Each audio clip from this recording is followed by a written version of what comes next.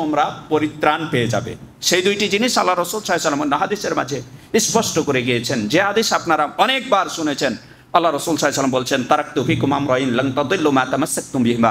দুইটা জিনিস রেখে যাচ্ছি তোমাদের মাঝে, কখনো এই দুইটা জিনিসকে একড়ে ধরলে তোমরা বিচ্যুতি হবে না, পথভ্রষ্ট হবে না। এক হচ্ছে কিতাবুল্লাহ, দুই হচ্ছে সুন্নাতুর রাসূলিহি সাল্লাল্লাহু আলাইহি ওয়াসাল্লাম। আল্লাহর কিতাব কোরআনুল কারীম এবং রাসূল সাল্লাল্লাহু আলাইহি ওয়াসাল্লামের সুন্নাতকে যদি একড়ে ধরো, কখনো তোমরা বিচ্যুতি হবে না। সম্মানিত উপস্থিতি, সুতরাং কোরআন এবং সুন্নাহকে একড়ে ধরার বিকল্প মুসলিম উম্মার জীবনে নেই। এবার রাসূলুল্লাহ সাল্লাল্লাহু আলাইহি ওয়াসাল্লামের ইক্তেদা করলে আমাদের জন্য উপকারিতা কি? দেখুন, আমরা পূর্বেই পেয়েছি যারা রাসূল সাল্লাল্লাহু আলাইহি ওয়াসাল্লামের ইক্তেদা করবে তারা দুনিয়াতে আমলের বিনিময় পাবে, রহমত প্রাপ্তি হবে, পরকালে আল্লাহ তাআলার কাছে জান্নাত পাবে এবং তাদের সর্বদাই তাসবিহ তাহলিলে তাদের জিহ্বাটা সিক্ত থাকবে।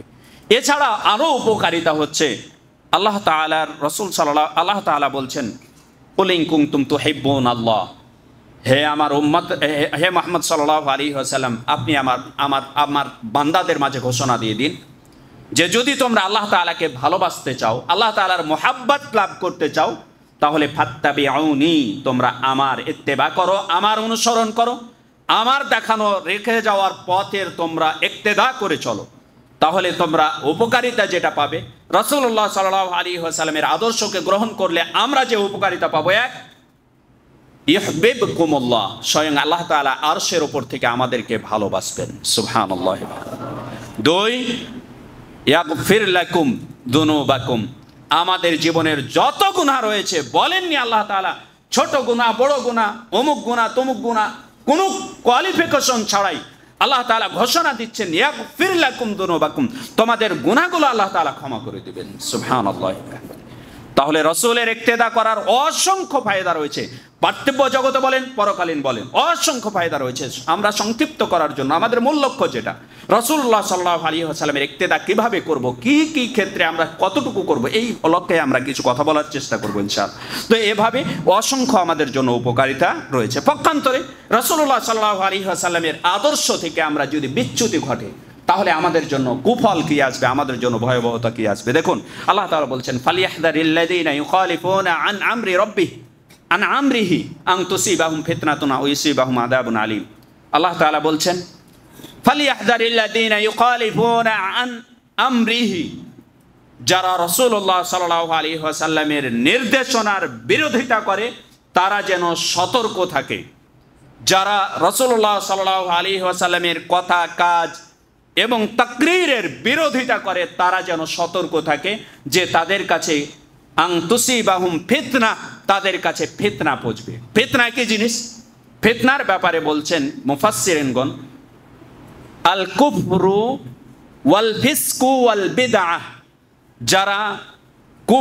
যারা রাসূলুল্লাহ সাল্লাল্লাহু আলাইহি ওয়াসাল্লামের সুন্নাত ছেড়ে দিবে তারা হয় কুফরিতে নিমজ্জিত হবে, অথবা ফিসকিয়াতে নিমজ্জিত হবে, অথবা বিদআতে নিমজ্জিত হবে। আমরা এই বিষয়টিকে আরেকটু স্পষ্ট মেসেজ দেওয়ার জন্য এভাবে বলবো যে যারা রাসূলুল্লাহ সাল্লাল্লাহু আলাইহি ওয়াসাল্লামের কোনো একটা সুন্নাতকে বর্জন করবে, ওই সুন্নাতকে বর্জন করার কারণে তার জীবনে সে কোনো একটা কুফরি কাজের সাথে জড়িত হবে, অথবা ফাসিকি কাজের সাথে জড়িত হবে, অথবা সে কোনো বেদাতের সাথে জড়িত হবে। যে কোনো সুন্নাত, কোনো একটা সুন্নাত আপনি যদি বর্জন করি, তাহলে আমার জন্য হয় কোনো একটা ফিসকিয়াত লিপ্ত হওয়া সম্ভাবনা থেকে যাচ্ছে, অথবা কোনো একটা কুফরি কাজে লিপ্ত হওয়ার সম্ভাবনা থেকে যাচ্ছে, অথবা কোনো বেদাতে লিপ্ত হওয়ার সম্ভাবনা থেকে যাচ্ছে। সুতরাং রাসূলুল্লাহ সাল্লাল্লাহু আলাইহি ওয়াসাল্লামের কোনো একটা সুন্নাতকে বর্জন করা যাবে না। যখনই রাসূলুল্লাহ সাল্লাল্লাহু আলাইহি ওয়াসাল্লামের সুন্নাত স্পষ্ট হয়ে যাবে, সেটাকে একড়ে ধরতে হবে এবং সেটাকে আমলে বাস্তবায়ন করতে হবে।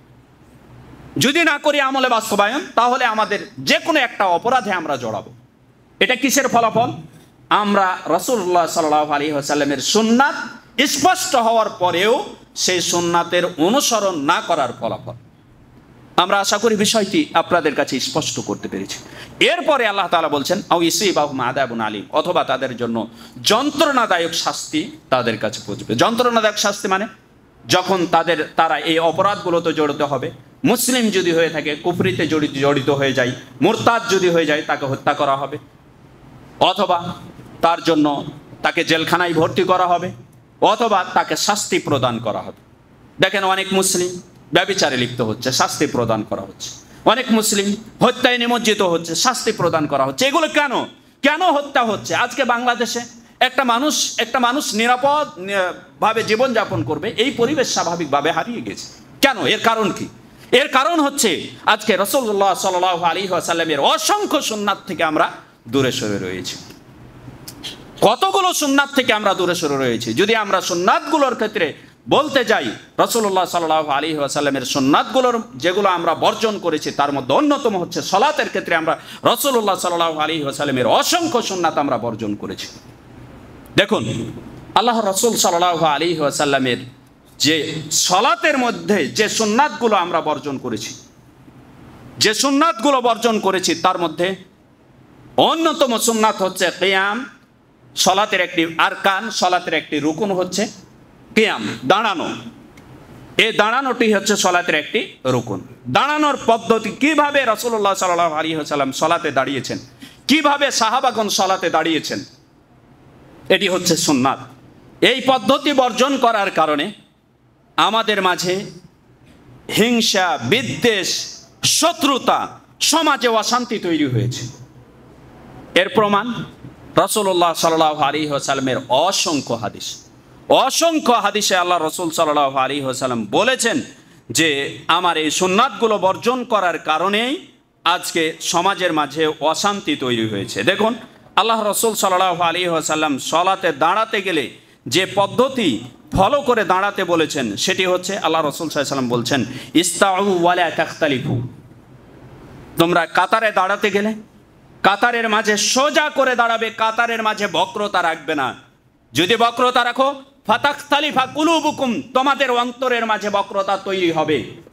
রাসূলুল্লাহ সাল্লাল্লাহু আলাইহি ওয়াসাল্লাম কাতারের মাঝে সোজা হয়ে দাঁড়াতে বলেছেন। সোজা হয়ে যদি না দাঁড়িয়ে বক্র হয়ে দাঁড়ায়, কেউ যদি একটু আগে একটু পিছনে বা কাতারের মাঝে বক্রতা থাকে, তাহলে সমাজের মাঝে হিংসা, বিদ্বেষ তৈরি হবে। এ কথা রাসূল সাল্লাল্লাহু আলাইহি ওয়াসাল্লাম আজ থেকে 1450 বছর আগে বলে গিয়েছে। সুতরাং ভাইয়ে ভাইয়ে মিল হবে না, এটাই স্বাভাবিক।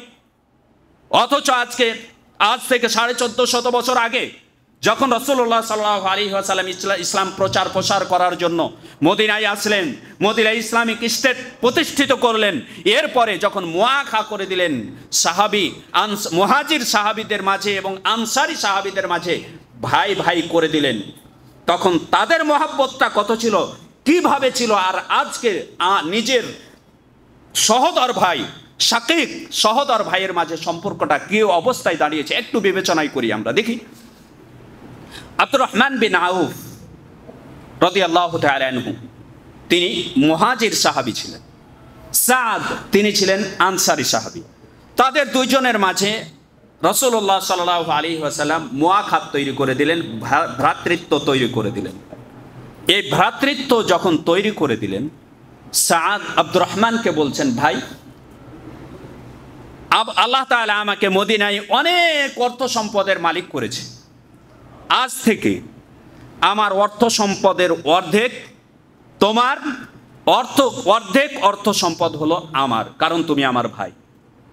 এবং আমার 2টা স্ত্রী রয়েছে, তখনও পর্দার আয়াত নাজিল হয় নাই। আমার 2টা স্ত্রী রয়েছে। এই 2টি স্ত্রীর মধ্যে তুমি 2টা স্ত্রীকে দেখো, তোমার কাছে যে স্ত্রীটা প্রিয়, পছন্দনীয় হয়ে থাকে, তোমার কাছে প্রিয়, ভালো মনে হয়, সেই স্ত্রীটার ব্যাপারে পরামর্শ দাও, আমি তাকে তালাক দিয়ে দেব, তুমি তাকে বিবাহ করো। কারা করেছিলেন? তার সাথে সম্পর্কটা কি ছিল? আল উখুওয়াহ ফিল ইসলাম, ইসলামের ভাই, দ্বীনি ভাই ছিল, আমাদের মুসলিম ভাই ছিল। তাদের মাঝে রক্তের সম্পর্ক ছিল না, অথচ তার ভাইয়ের জন্য, দ্বীনি ভাইয়ের জন্য, মুসলিম ভাইয়ের জন্য তার অর্ধেক সম্পদ সে উৎসর্গ করে দিলেন এবং নিজের স্ত্রী পর্যন্ত তালাক দিয়ে দিচ্ছেন। এবং এই উৎসর্গ করছেন শুধু স্ত্রী না, আমার যে স্ত্রীটা তোমার কাছে সবচাইতে প্রিয়, সেই স্ত্রীকে আমি তালাক দিব, এ কথা বলছেন। পক্ষান্তরে বর্তমান সময়ের সাথে একটু তুলনা করি তো। বর্তমান সময়ে 2 ভাইয়ের জমি জায়গা নিয়ে যদি অর্ধ হাত ডান বাম হয়ে যায়, তাহলে সেখানেই এক ভাইয়ের লাশ পড়ে যাচ্ছে। এটার কারণ কি? কারণ তখন তাদের এই যে অবস্থাটা দাঁড়িয়েছিল, তাদের সালাতটা ছিল রাসূলুল্লাহ সাল্লাল্লাহু আলাইহি ওয়াসাল্লামের পদ্ধতিতে, দাঁড়ানোটা ছিল রাসূলুল্লাহ সাল্লাল্লাহু আলাইহি ওয়াসাল্লামের পদ্ধতিতে। আপনি আজকে চেষ্টা করছেন, স্লোগান দিচ্ছেন, আমরা কি করব? ঐক্যতা আনয়ন করব। ঐক্যতা আনয়ন করার আগে সালাতকে প্রতিষ্ঠিত করেন। আল্লাহ রাসূল সাল্লাল্লাহু আলাইহি ওয়াসাল্লাম বলছেন, ফাইন্না তাসবিয়াতাস সুফুফ মিন ইকামাতিস সালাহ।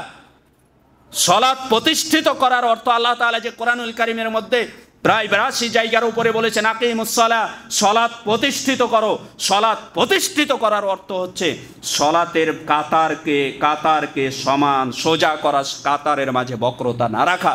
এ কথা আল্লাহ রাসূল সাল্লাল্লাহু আলাইহি ওয়াসাল্লাম আজ থেকে 1450 বছর আগে বলে গেছেন।